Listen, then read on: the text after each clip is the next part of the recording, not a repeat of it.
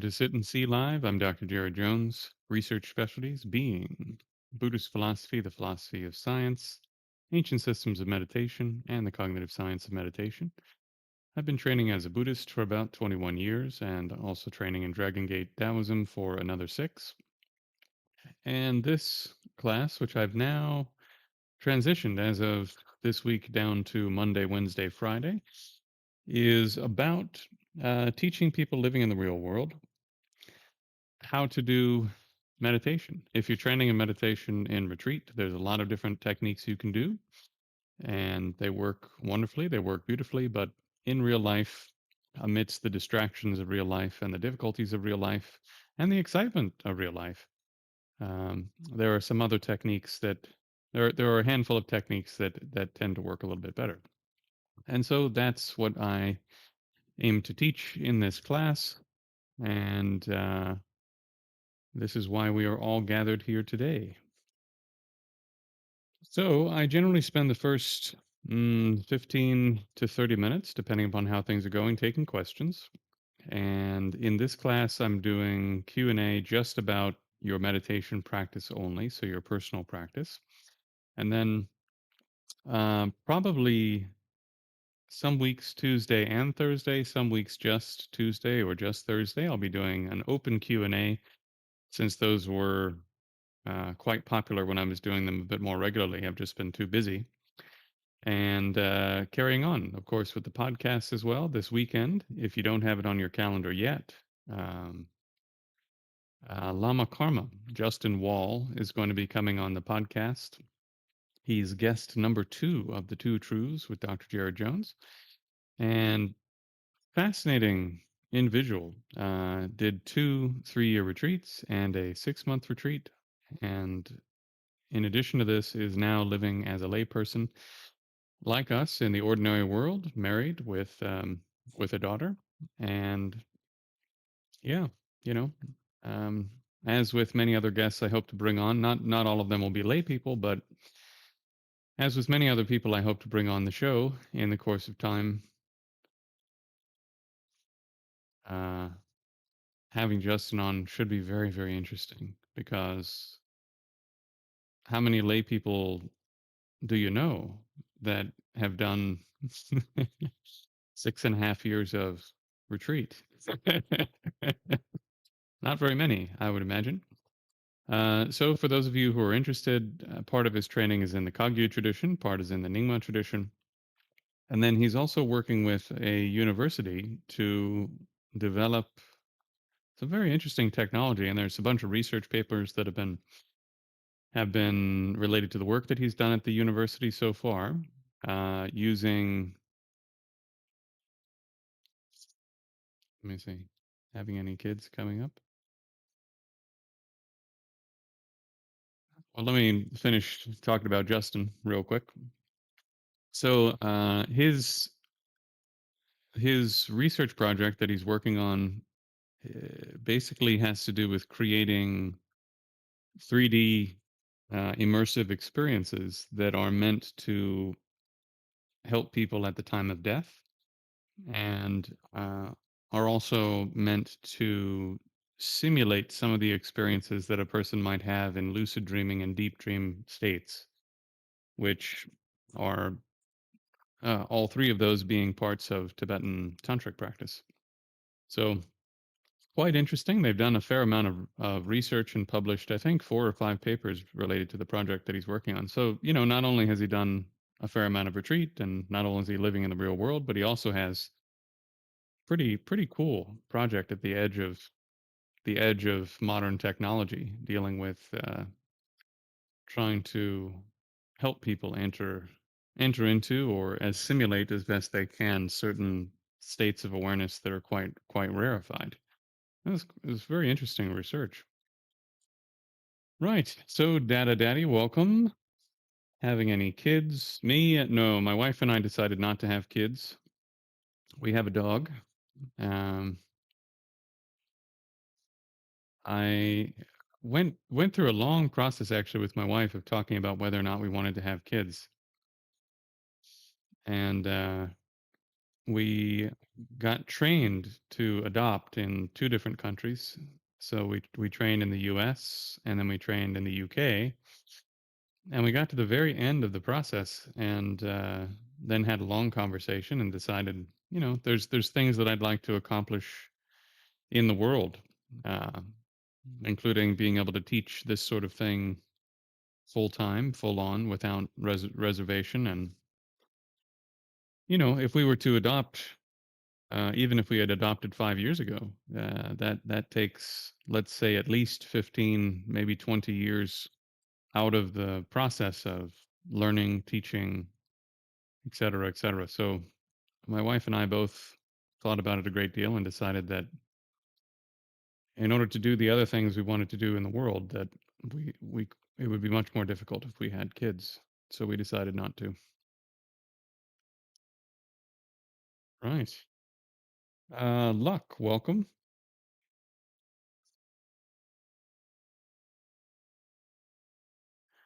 Yeah, I'm interested to talk to him more about it. I'm gonna, of course, I'm gonna be spending some time thinking about what he's been up to and researching a bit of what he's been up to and who he's trained with. And before you talk to anybody in a public forum like this, you should have a pretty good idea of who they are. But um, it's quite interesting that he's placed himself at the edge of, on the one hand, let's call it the cutting edge, the bleeding edge of traditional practice in terms of doing very intensive practice, and then on the cutting edge and bleeding edge of technology. It's very, very interesting balance that he's placed himself on two very seemingly contradictory, but actually not edges of the world. My wife, no, my wife doesn't teach. She actually sources antiques. If any of you are interested in that,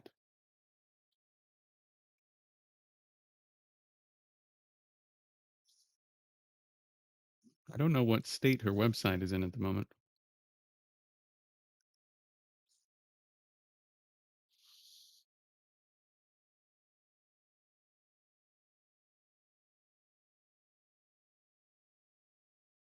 Yeah, so this is my wife's website.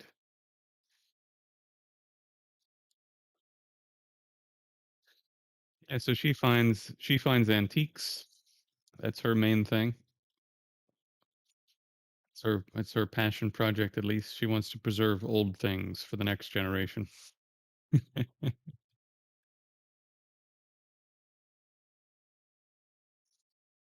Right. Well, do we have questions about our practice?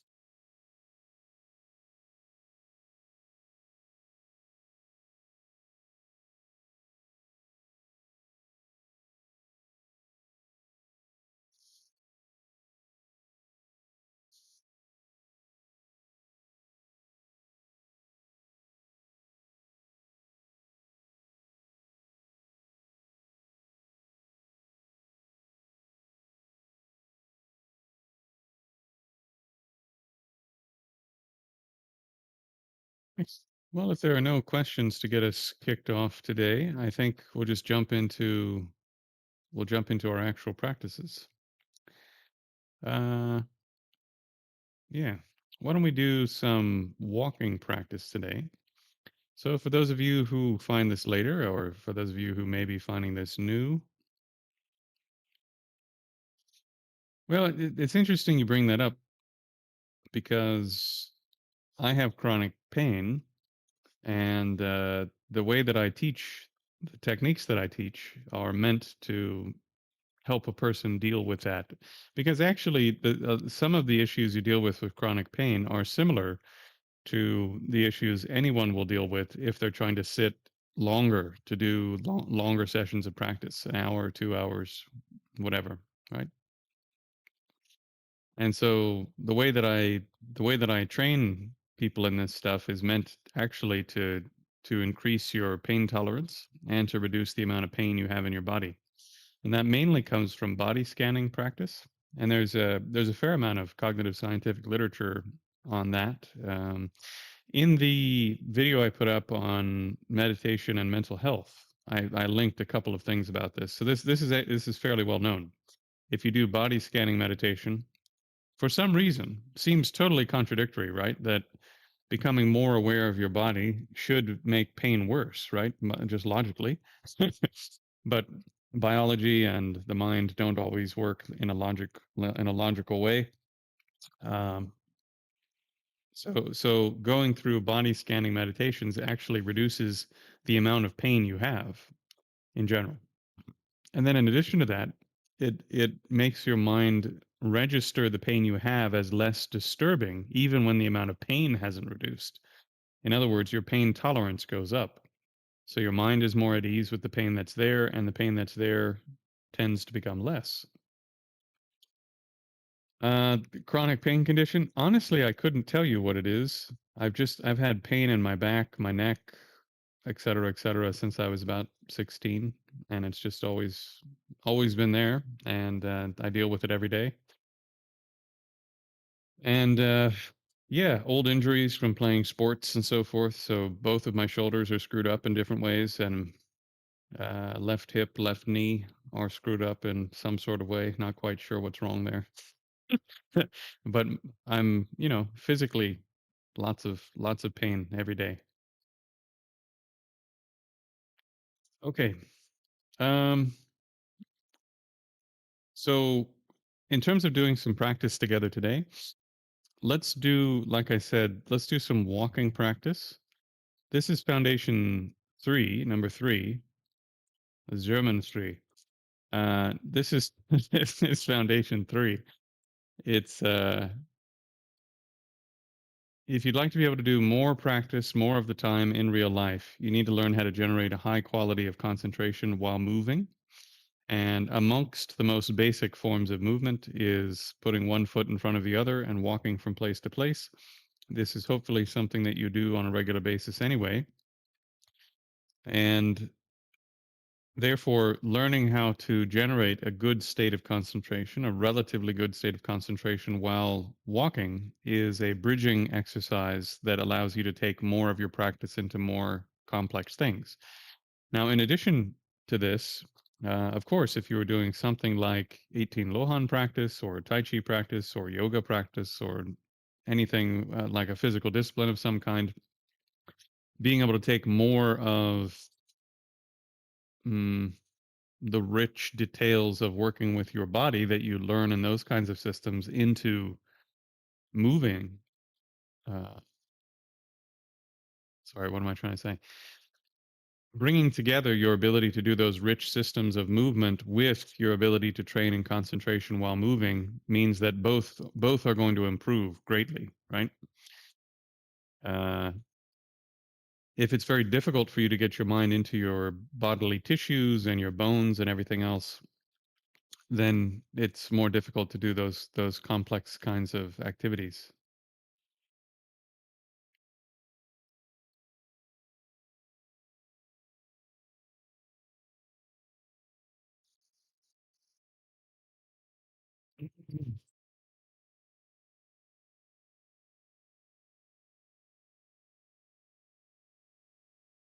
Yeah, so data, one of the ideas with not just Qigong, because, okay, Qigong, Qi, of course, is a very complicated, um, Qi is a very complicated term because it means who knows how many different things. When something was really complex and they weren't quite sure how to describe it, they described it as Qi. So if there was a long string of relationships that ran from your foot to your hand and you were sending a wave of pressure through that, you would call it chi. That could be physical. The nutrients you get from your food could be chi. Your actual blood or actual breath could be chi. But then there are also other things that are chi that don't seem to fit into the ordinary standard model of physics. At least, at least as we understand how that stuff works at the moment, doesn't seem to fit in what we know about those things. Um, That being said, if you're doing something like qigong, and there's a whole qigong system baked into 18 Lohan practice. If you're doing something like those practices, uh, muscle tendon changing, bone marrow washing, various kinds of qigong, doyen, which is basically the Chinese Buddhist and Taoist kind of stretching. It's a bit like yoga. That's again, this is all baked into the 18 Lohan system.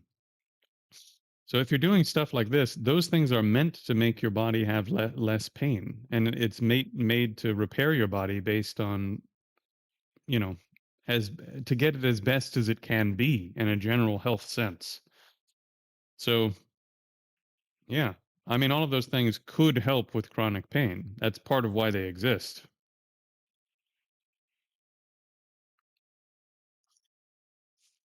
It's a bit different to jump into specifics because I don't know what your situation is physically, and I don't know what your practice of qigong and so forth looks like.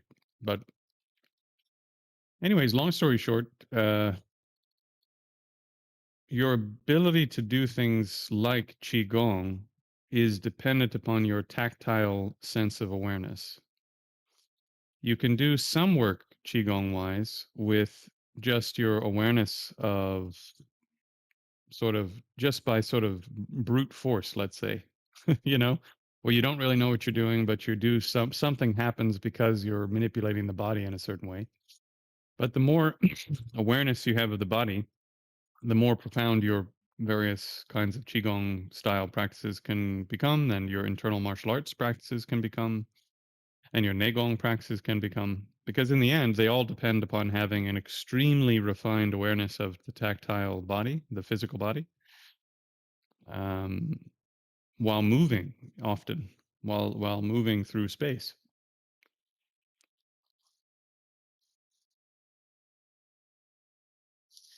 I'm trying to think of something that's doesn't sound insane when I say it out loud. uh, I'll just give you one example, right? So in the Badwanjin, in the silk reeling set, I'll just do it seated for the sake of simplicity. There's one exercise for punching, and it doesn't look like you're doing anything really. You bring the hand up, it comes out, you unfurl the hand, you refurl the hand, and you pull it back. Now, anybody who's trained in a little bit of anything physical will go, well, that's kind of like not really doing anything. Maybe it's good for like your forearm, a little bit of mobility of the fingers or something, but basically you're doing nothing. And yeah, that's right. If that's what you were doing, was just putting the arm out, wiggling your fingers around and pulling it back, that would be very, very little. This would be amongst the worst kinds of exercise on the planet. But hopefully, again, without it sounding too strange, what you're actually doing with this exercise is you're stretching through the spine to the foot on the opposite side. So I can feel the stretch in my left foot. And then I'm unfurling here and stretching through the fingers and then pulling outward like this, pulling that whole line that comes up across the spine and the hip and the shoulder, and then pulling it back, letting that tissue that's now stretched snap this arm back into place. So that's one aspect. The other aspect is that when I come here, there's also another line of structure that goes down to the right foot. So there's one let me see, I believe it's the inside of this arm is going to the right foot, the outside of this arm is going to the left foot. And so you're working on both of those connections at the same time. That's just the structural aspect. And then in terms of the breathing is out, in, out, in, out, and then in again. So when you're breathing, how to say, you're breathing. Yeah, it is. It's not comfortable. It's like yoga on steroids. Silk reeling is not a comfortable thing, but it teaches you how to connect the body up in a very profound way where you have all the long connections in the body. You're learning how to stretch them. And then in terms of what's happening inside, you can actually, I don't know if you guys can see this. This may or may not help, but maybe if I put my hands here. So if I open from the inside of the body, see how I can breathe out completely and the body stays sort of fluffy? And then if I close, right? So you can actually learn to control all the little tiny muscles on the inside of the body and the spine so that you can make them open and close like you're a big accordion. So you can open and close all the tissue at the same time. So when I'm here, I open just the right hand side and then I breathe into it and I open it more with the breath. And then I keep it open, but I close the breath and then I close the body on the right hand side. So I'm working the opening and closing mechanism of the body, the structure of the body, and the opening and closing of the breath independently of each other. So when I say that these exercises are like incredibly deep and complex and rich when you start doing the internal arts coming through the Shaolin line and the Taoist sort of line that they share them in common through the Chinese systems. They're just unbelievably rich in the ways that you just and that's just working with the physical unit. You know, that's just working with the physical body, but it has huge health benefits to be able to touch all those different systems and sort of massage them and push them against each other. Very powerful. And so the only way that you can actually do that, right? Where I can open just the right hand side, breathe into it afterwards,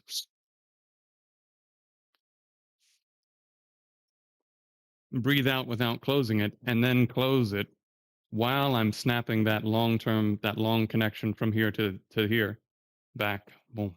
Right? The only way I can do all of that is if I'm aware of what's happening in my body. You can't do it by brute force.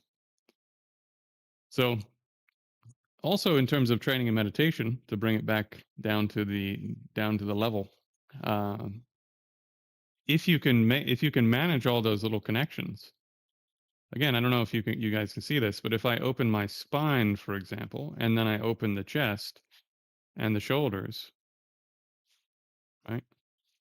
So I'll relax all that, and then I open it again. You see how everything just sort of like my whole body goes like this, right? So you can learn how to open and close little parts of the body where you're going, okay, the upper back is not functioning the way that it should. Is it too open or too closed? It's too closed. Okay, so I'll slightly open that part. And then blood goes in there and the pain goes away. So instead of having to go like this or whatever while I'm meditating, I can just go, oh, that part's not working. Open, close. Oh, okay, there it is. And then go back to the object if I need to, right? So that's the benefit, one of the many benefits of doing all this beyond just conventional good health. Okay, sorry, some questions came in.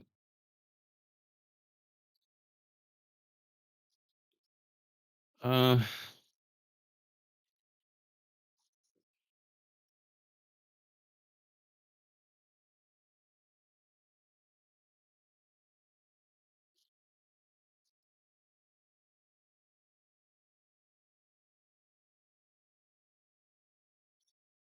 yeah. So just reading the broad comments.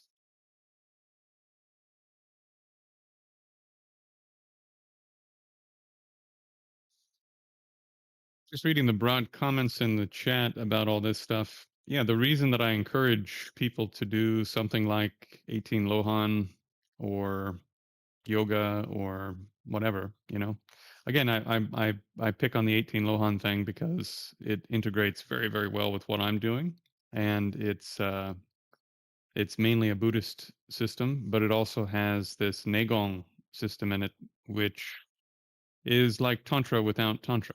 It's one of the best parts of all of the Tantric systems without having to take empowerment. And the way that they do it, it's very safe. It's sort of very gradual and safe instead of being. Um, it's meant to make your whole system stronger and better along the way instead of just causing rapid changes in the system as quickly as possible.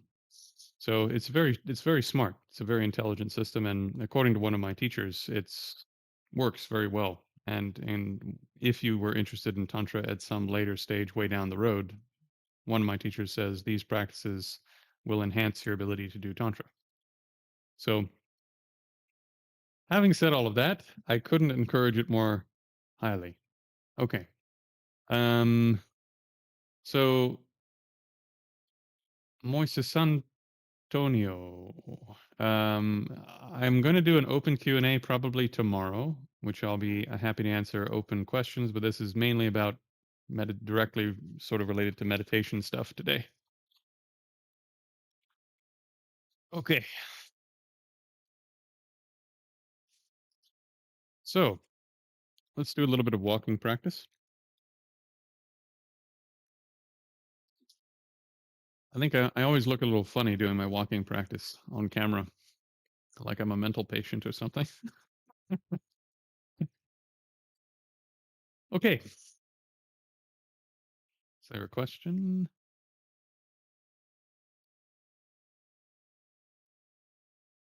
Hmm. Okay, so the first thing we should do is just a very, very brief standing practice, just to get the mind into the body as best we can, and then we'll do our walking. So, for those of you who have done this training with me before, we'll just dive right in today. So, let's go straight into the body scanning. We'll start at the feet, placing the mind in the feet, ankles, calves, knees, lower thigh,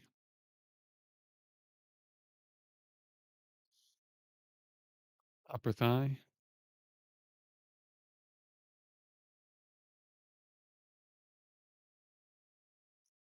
hips,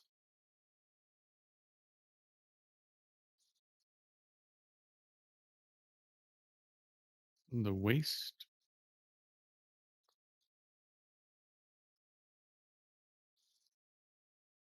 diaphragm belt,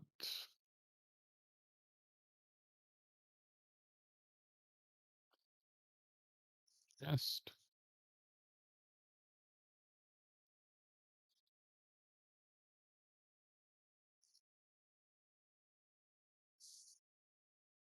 shoulders,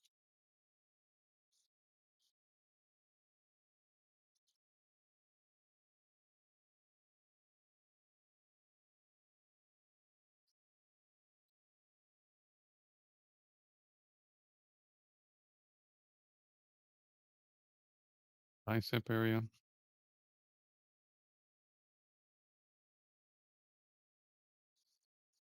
elbows,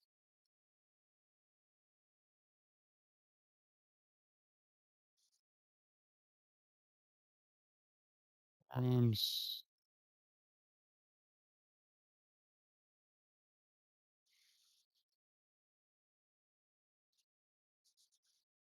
wrists,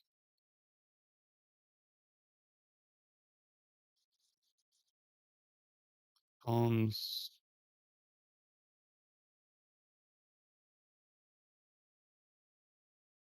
fingers,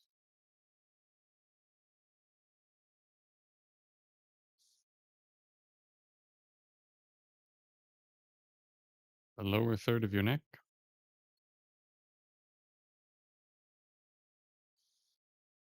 middle,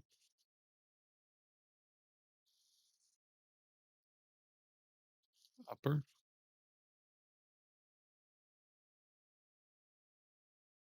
the joint between the neck and the skull,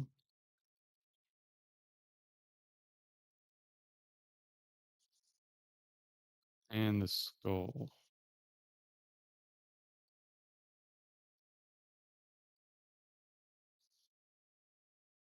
Bring the mind into the top of the skull, the back third. Without losing that point, stretch the awareness down to both hands.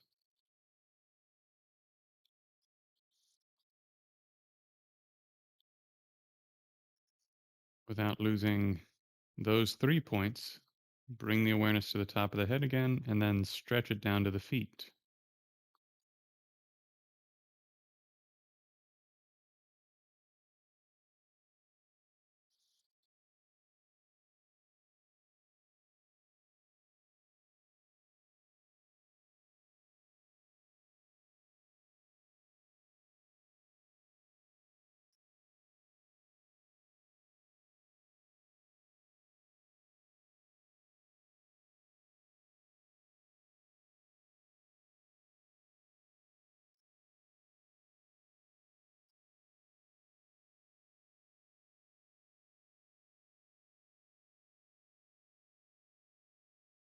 Your mind on the 5 points.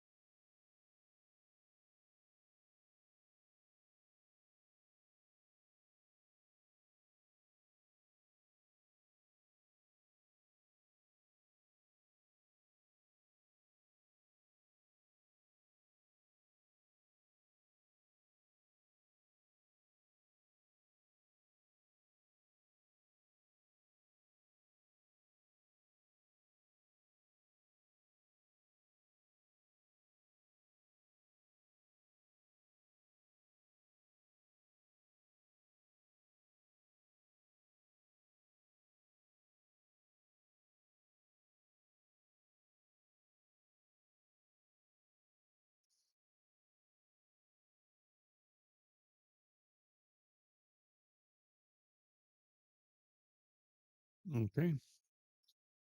So, in terms of walking meditation, we're going to do this with the 5 points. So, the key instruction is while standing still, you've hopefully accomplished some degree of focused stability on the 5 points where you're aware of them and the mind mostly isn't leaving them. So, to maintain that awareness, if this is the fastest you can walk without losing those 5 points, then walk this fast. And if you find yourself losing your concentration, then stop, bring the mind into the 5 points again, and then resume, probably at a slower speed, so that you don't lose the 5 points.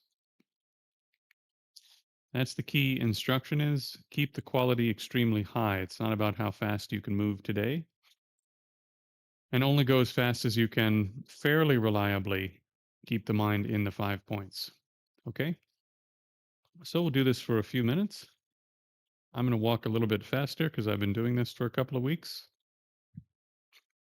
but try to move only as quickly as you can actually keep your mind in the points.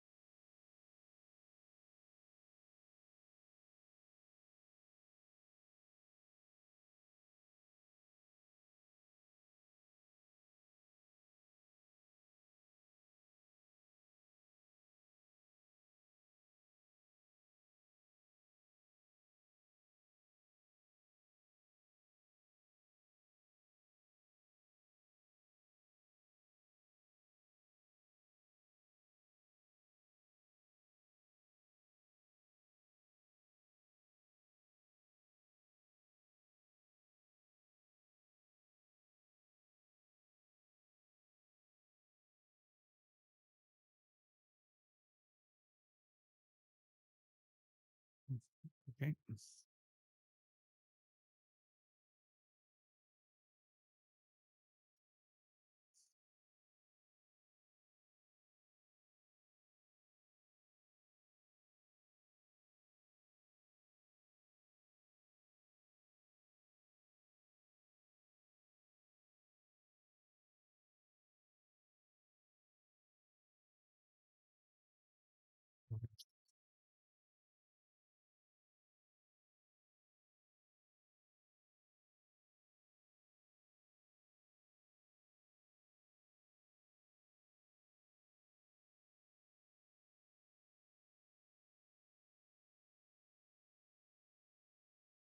In regards to Buddha nature is the potential that you have to attain, let's call it the highest possible state of spiritual perfection.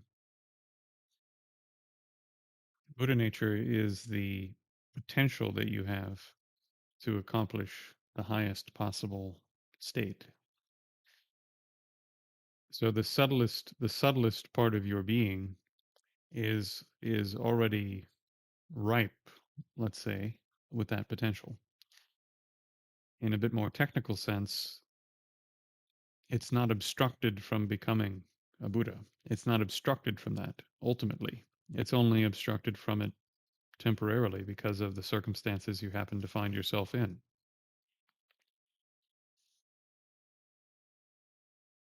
So, I mean, in a conventional sense, it is your pain and it is your sickness. And if you deal with those pain and sickness in a conventional way, there's some chance that it will become less. You know? I mean, even in the sutras and stuff, the Buddha encourages his monks and nuns and people to take medicine. So it's not somehow anti-Buddhist or something. I know there's a lot of people in the community that are anti-medicine and anti-Western medical stuff, but I'm not one of those people. There's no part of the canon whatsoever, not even slightly, that says you shouldn't take medicine, you shouldn't rely on doctors, you shouldn't seek conventional care for the things that are ailing you. There's no such statement whatsoever in the canon. And there's no form of medicine on the planet, including natural forms of medicine, that don't have side effects. So there, I said it. Okay.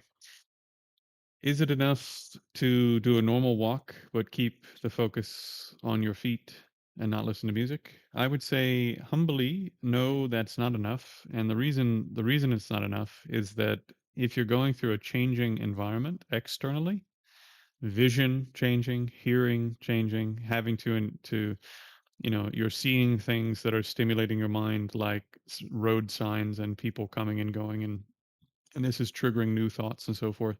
The environment is too demanding, too stimulating for you to generate,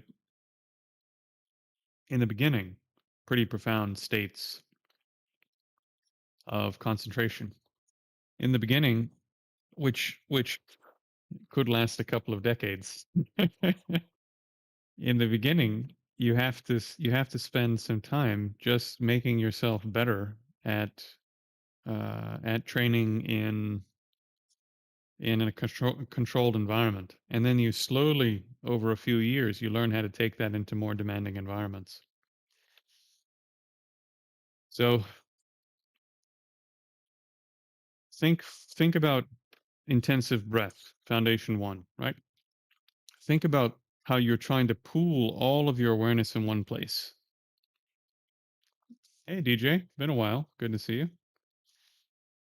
So since you're trying to pool your awareness in one place, probably going to be difficult to control and pool your awareness in one place if the external world is also changing and stimulating and interesting and demanding your attention because you have to cross the road and do this and that and so on and so forth. Also, if you're trying to keep your awareness in the 5 points, for example, so you're trying to walk and keep the mind in the 5 points, for most people, you're going to have to walk really unnaturally slow. You can't walk at a normal pace and do this in the beginning. You just can't. And because of that, you're going to feel self-conscious if you're out in public and you're walking slow like a zombie, you know, like The Walking Dead or something. It's just you're going to look unusual and you're going to be self-conscious about this. Some part of you will be aware that you look unusual, and that part of you will be distracted from the activity. So the best thing to do is, yeah, just do it in your room, do it somewhere privately, and continue to build up the skill until, as you saw me here, you can do that at speed. You can do it at full speed, and then you can take it out. And when you're walking the dog, or you're walking with your husband or wife or partner or whatever, then you can walk at full speed and do your practice, and no one needs to know. I haven't seen the Odyssey yet, DJ. Uh, yeah, I mean, 108. He at least appeared to have back pain. We could have some discussions about this, but at least he showed indications that it's totally fine to take conventional medicines for the things that are ailing you. Ah, yes. Okay, so in terms of so the 5 points are top of the head, and not here in the middle, but the back third. Top of the head, both hands, both feet. So just like when we started that standing session, we went here, top of the head, and then we went to the hands, top of the head to the feet. Those were establishing the 5 points as we were standing. And it's good to do a bit of standing first, because then you build up some concentration on those points, and you'll have a sense that, okay, now that I'm moving, that concentration has become less. It's become, the qualities become like this, like that, etc. So it's you want to normally the way that I teach is we do seated practice, foundation 1, right? Focusing on the breath, 5-minute intensive sessions. And then I do standing practice, body scanning. So you get better at getting your mind into the body. And then we do 5 points standing, and then sometimes also 6 directions standing. But then we go straight into walking meditation, so that I'm giving you the skills with 5 points or 6 directions, being aware of tactile awareness in a couple of different ways. I'm giving you a type of skill that you can take off the cushion, because then you can train in real life. You're not dependent upon having to sit still in a quiet room with the air conditioning absolutely perfect and blah blah blah blah. Like, you're building up a skill that you can pretty quickly take off the cushion. And then uh, the next time, the next one is Foundation 4. Is called Mahamudra style practice, where you're learning how to use your external senses themselves as the objects of concentration, and then learning to use consciousness itself as an object of concentration. And these are, once again, techniques you can take out on the road into real life.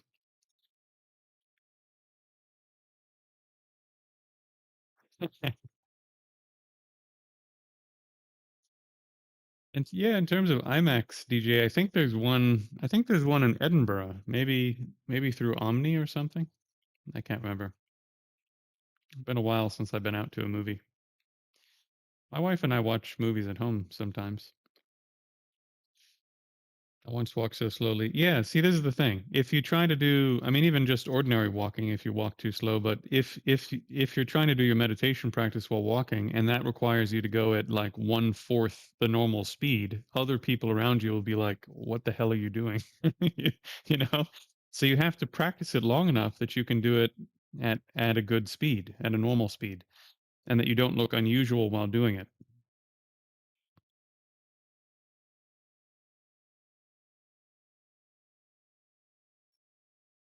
Uh, So in the beginning, first year in particular, depends on how much practice you're doing, but lots of interesting things will happen in the first year, often for people, that then don't happen again. Then don't happen again for many years. I don't know why this is, but something about sort of the novelty of it, and especially if you're really excited about it and you're doing a lot of practice, a lot of new and interesting things start to happen. Like when I first started out, I would see white light and gold light during my practice all over the place. And it would just, the whole room would be filled with white and gold light. And I talked to one of my teachers about it, and he said, well, that's good, but if you can't make it happen on purpose when you want to, blah, blah, blah, blah, blah, then it's not so useful. And then within a few months, it stopped happening. So lots of stuff will happen in the beginning, and there's a huge amount of it that will go away. And then in addition to that, there's how to say, a lot of the experiences that happen in the beginning aren't as deep as they seem. And I'm not saying this is you, because like if you've done some retreat, you've done some other things, you could have gotten a good taste of concentration a couple of times. But even if you have a little tiny taste, for example, I say this a lot, of the non-dual experience of just seeing ordinary vision, your visual consciousness, you will probably never be the same for the rest of your life, because it's so different from what you expected it to be and thought it would be. And that's, if this is the path and this is the beginning of the path, that's like right here, like a little fingernail right there. Like that, it's so far from being profound yet that it's barely registers. And at the same time, it is radically transformative for your personality, for your direction in life, you know? But it's way over here at the beginning. So non-dual experiences and so forth are kind of right at the beginning of getting a little bit of taste of concentration for the first time. And lots of my students now, even within whatever it's been, 82 days, have been sending me messages talking about little non-dual things that have been happening. And that's how it should be. It should relatively quickly, you should start having some experiences. Uh, if you're doing a fair amount of practice, if you're only doing 5 minutes a day, then maybe not. But if you're doing, 30 minutes or 2 hours or whatever a day, then fairly quickly things will start happening.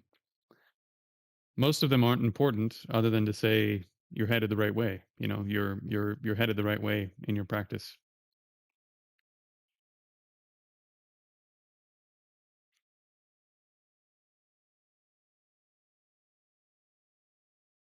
Hey Jay, welcome.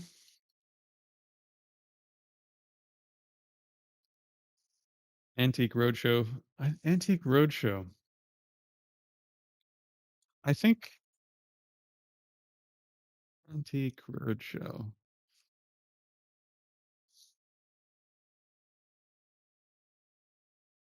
Oh no, that's something different. Who am I thinking of? Drew. Yeah. So my wife actually, believe it or not, sold a portrait to Drew Pritchard. She found a historical portrait just of some random person, and she was in a group where Drew uh, was, I guess, a member or a speaker for a period of time. And Drew saw that she had this portrait, and it looked almost exactly like him. So he bought this portrait for my wife. So he has a portrait somewhere in his house or something that that my wife sold him. Drew Pritchard. What is his show? Oh, antique something or other.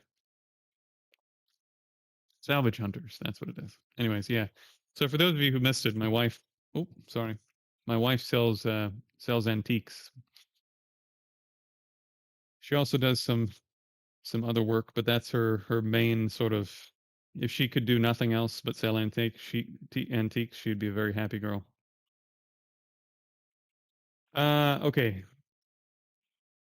So Antonio, not that it's going to go away because it's the beginning, but in the beginning, quite often people will have a little taste of something, and then it'll take them a long time to generate that again, and then it'll take them even longer, not only to generate it again, but to stabilize that so that becomes very easy, very natural. Um,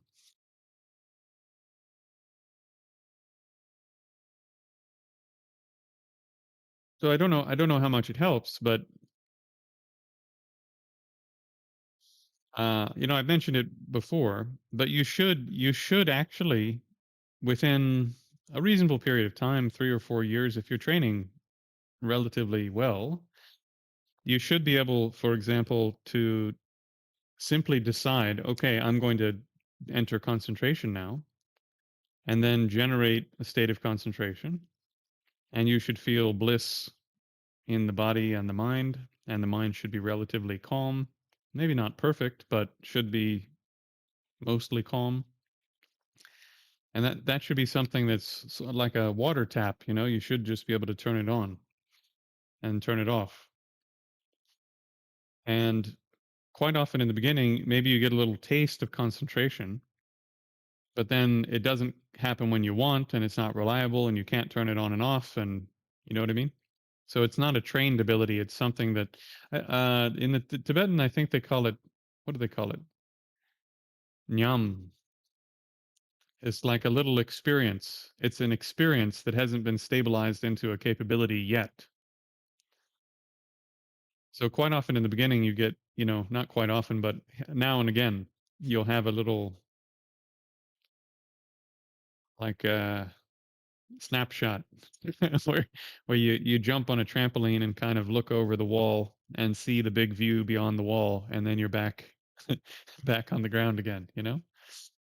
Um, Not unimportant experiences, but oftentimes, if you spend too much time thinking about them and trying to recreate them, then they take even longer to. It takes you even longer to build up capability.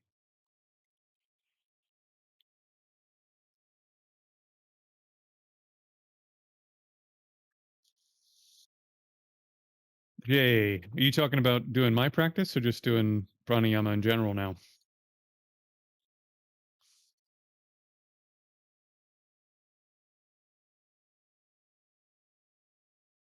Yeah, yeah. I mean, it's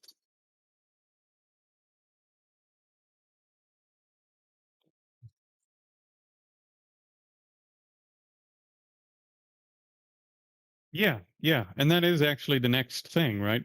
Is once there's a little bit of good feeling and the mind's a bit calm, then the next problem you have is you get distracted by it feeling nice and calm. In any case, yeah. I mean, for those of you who don't know, Jay has been around for a while. Matter of fact, Jay, if you don't mind, I'm gonna make you a moderator on here,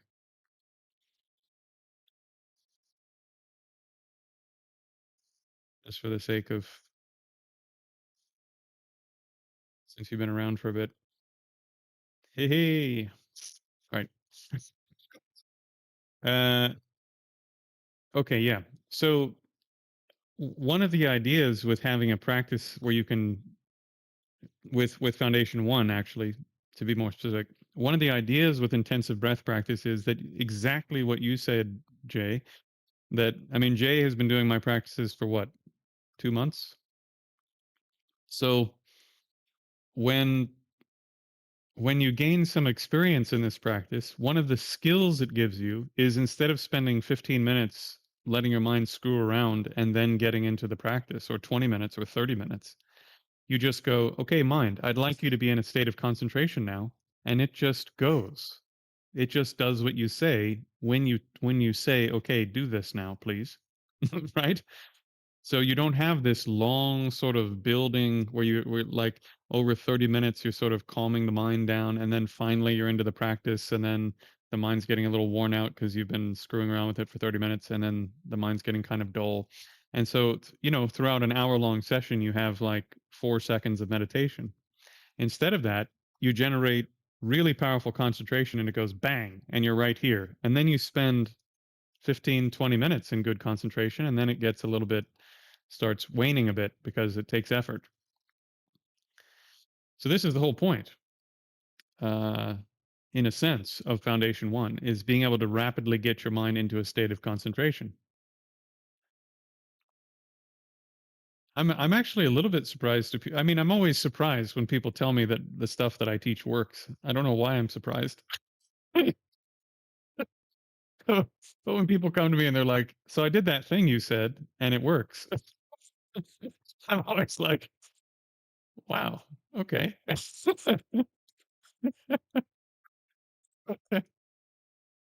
Uh, yeah. So this is why, okay, let me do a very brief commercial for myself, and then I should go because my computer's gonna die.